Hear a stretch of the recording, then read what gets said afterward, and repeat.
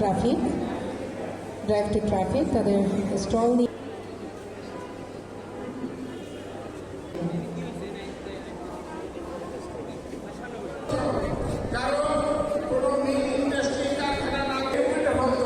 তখন আমাদের বাপ-দাদা বলতো যাও তুমি ঢাকায়, ওই ঢাকায় নিয়ে যায় সেইটাকে তেল বের করে আমরা মিল ইন্ডাস্ট্রি কারখানা আমাদের নেক্সট রাষ্ট্র এবং এই আশাবাদ ব্যক্ত করব আপনাকে সকলকে সকল প্রকার সহযোগিতা ইনশাল্লাহ করবে এবং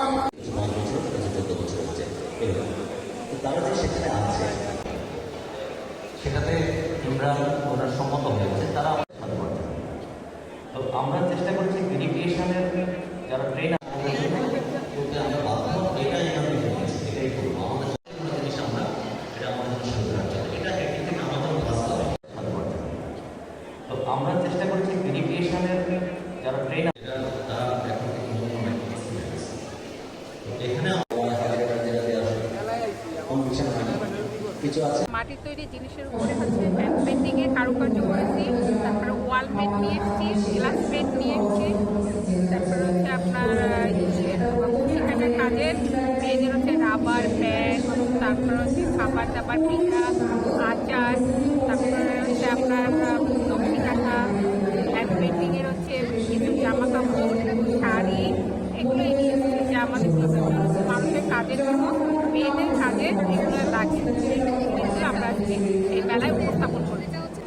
সবাই যেন আমাদের এইখানে আসে, আমাদের স্টলটা যেন ঘুরে যায়, ঠিক আছে। আমরা এখানে বিভিন্ন জিনিস নিয়ে এসেছি, সেটা যেন তারা দেখে এবং আমাদের জিনিসগুলো আমরা ফ্রি অর্ডার দিতে চাচ্ছি তাদের কাছ থেকে এবং আমরা মনে করেন যে তাদের অর্ডার পেলে আমরা আরও কাজে উৎসাহিত হব।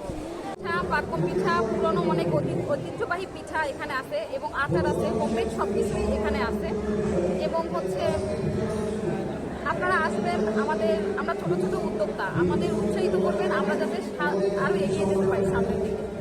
হওয়ার পরে যদি আমি কোনো কাজ করে ফাংশনে অংশগ্রহণ নাই করি আমার সার্থকতা কোথায়? বেসিকলি এরকম একটা মেলার আয়োজন করেছে, আমাদের উদ্দেশ্য হচ্ছে যে আমি এই কাজটা যে জেনেছি এবং করতে পেরেছি এটা আমি আসলে জানাই দিলাম। আর প্রতি বছর এরকম একটা আয়োজন যারা মিছিল করে এতে হয় কি একজন উদ্যোক্তার তাকে ইন্ট্রোডিউস করানো হয়, হ্যাঁ, মিডিয়ার মাধ্যমে আমরা সব জায়গাতেই যেন আমরা প্রচারণাটা বাড়ে, মানুষ এখানে ঘুরতে আসবে, তারা যেন আরও আগ্রহ পায়।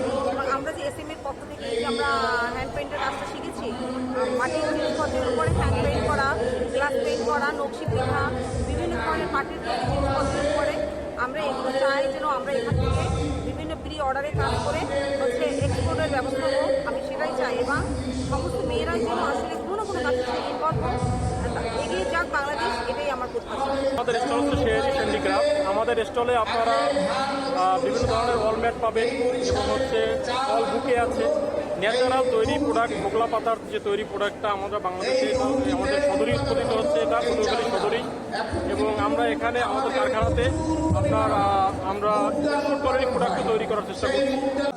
পেপার যেটাকে বলে রাস্তার জন্য ব্যবহার করা হয় এবং আছে পার্কিং টাইল এবং সলিড ব্রিজ এবং আছে রাস্তার এই কার্পেটর, তারপর হচ্ছে পরিবেশ বান্ধব ভালো ভালো যেটাকে বলা হয় পোরাইটেল, মানে পোরাইটেল যেটা ব্যবহার করা হয় সেটা। তারপরে প্রশ্নটা একটা কমন প্রশ্ন, মানে মুখস্থ করা প্রশ্ন। আপনি দেখেন কটা স্টল ফাঁকা আছে, বিশেষ করে দেখেন তাহলে দেখবেন অধিকাংশ স্টল ফাঁকা নেই। তো আমরা গতকালকে রাতেও আমরা একটা দুটো স্টল কনফার্ম করি, তারা এখন প্রোডাক্ট খেয়ে আসে না, চলে আসতে চলে আসবে। দেখেন আপনি যে তথ্যটা দিলেন তথ্যটা পুরোপুরি সঠিক না।